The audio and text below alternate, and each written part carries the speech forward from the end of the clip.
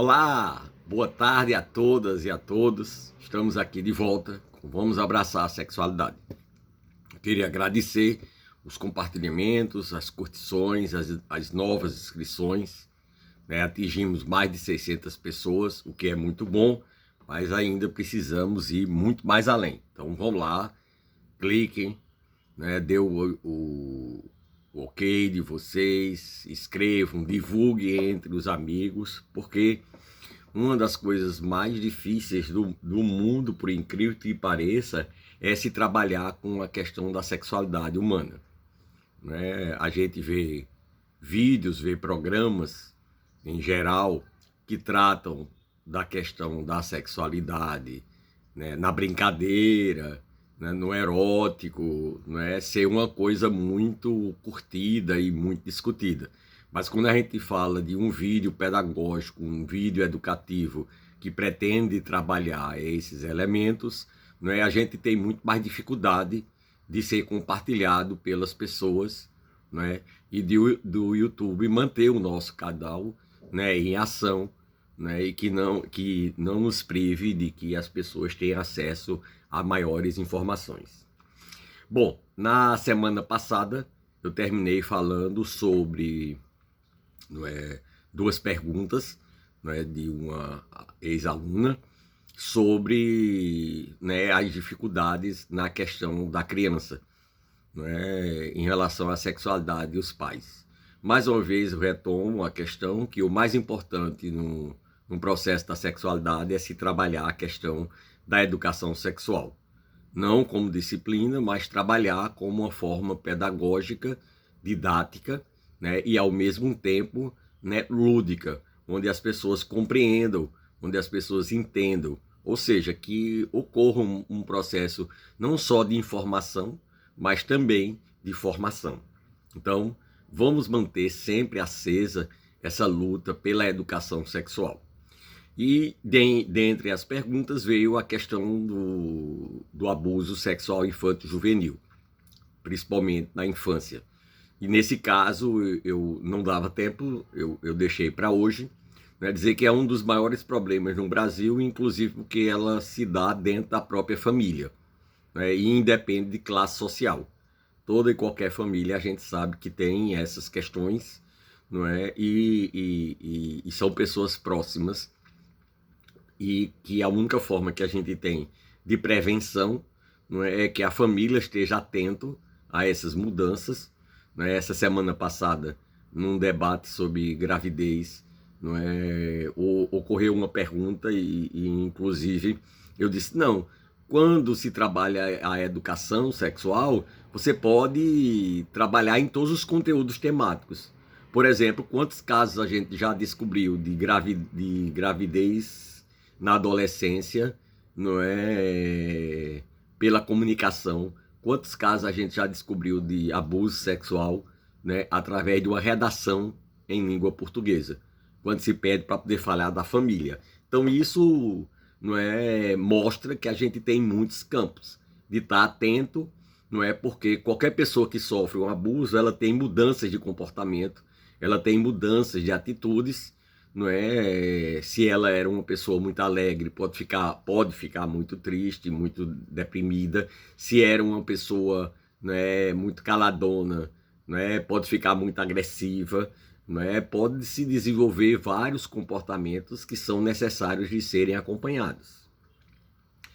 Bom, deixo aí as questões, porque a gente já falou em outras ocasiões, para que a gente possa começar a discutir um pouco sobre a sexualidade da pessoa adolescente. Quando se chega na puberdade, a gente já sabe, de antemão, que há todas as mudanças hormonais que implicam em mudanças corporais, implica em mudanças psíquicas e implica em mudanças sociais. O adolescente, ele começa a entrar na sua adolescência já com essa carga hormonal, em que mesmo que esses hormônios já existissem anteriormente, ele amplia essa produção interna e essas mudanças corporais são muitas vezes complexas para os jovens. Complexas porque muitas vezes fica difícil as pessoas lidarem, principalmente com as mudanças de humor, as alterações de comportamento, né? Com hora tá satisfeito, hora tá insatisfeito, hora tá o mundo é maravilhoso, hora o mundo é péssimo. Então, diante de tudo isso, não é desses elementos psicológicos que mexem com as pessoas, né, na adolescência, você também está entrando num mundo novo. Você não é mais criança, mas ainda não é adulto. Você está entrando num momento que você vai estabelecer um vínculo maior com os pares, com os grupos.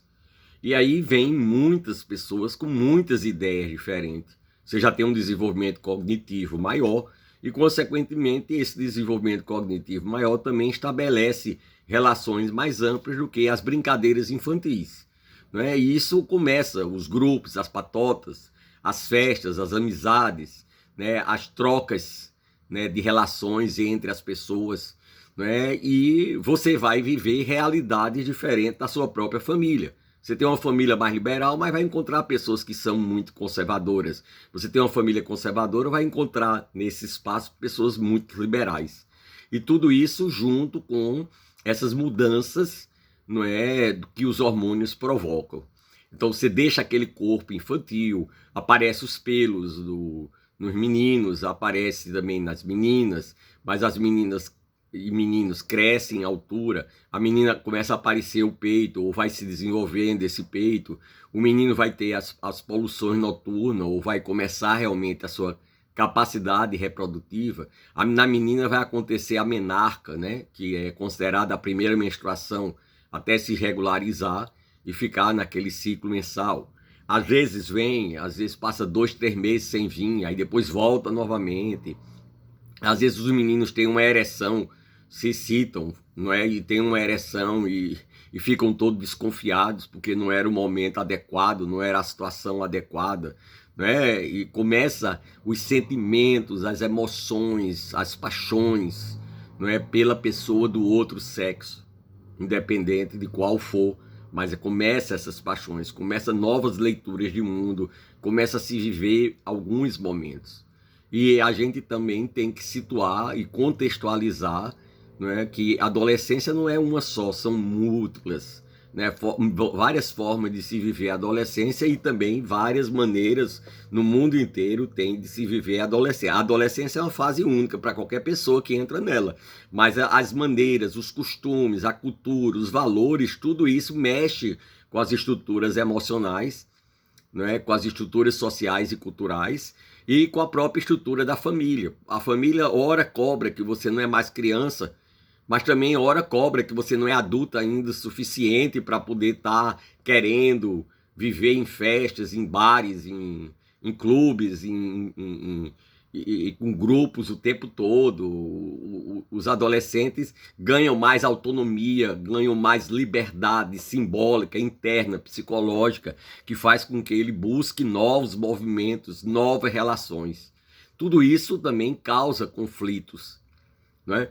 Lamentavelmente, muitas vezes as pessoas chamam isso de aborrecência, o que é um pecado, não é? Porque não existe aborrecência, existe adolescência. Essas mudanças de humor, essas atitudes comportamentais fazem parte. Todos nós fomos adolescentes, fomos crianças. Só que parece que a humanidade esquece disso, né? Essa adolescência é o momento dessas transições, dessas mudanças todas e se deparar com todas as cobranças do meio, não é? Todas as cobranças sociais, né? Porque agora você ganha mais autonomia, ganha mais mobilidade também, ganha mais capacidade de relações e normalmente isso vai variar de pessoa para pessoa, né? Como cada um vai se organizando dentro desses modelos, né? Sem falar necessariamente nas questões também eróticas sexuais que são evidenciadas nesse momento. Bom, mas é muita coisa para um vídeo só, então na próxima semana a gente continua com essa discussão, né, sobre a adolescência e eu gostaria de mais uma vez reforçar que vocês se inscrevam, divulguem, porque é um trabalho árduo esse trabalho de se trabalhar com educação sexual num mundo que o erotismo está totalmente supérfluo, totalmente perdido e totalmente desorganizado, para dizer a verdade. Um beijo no coração de todas e todos.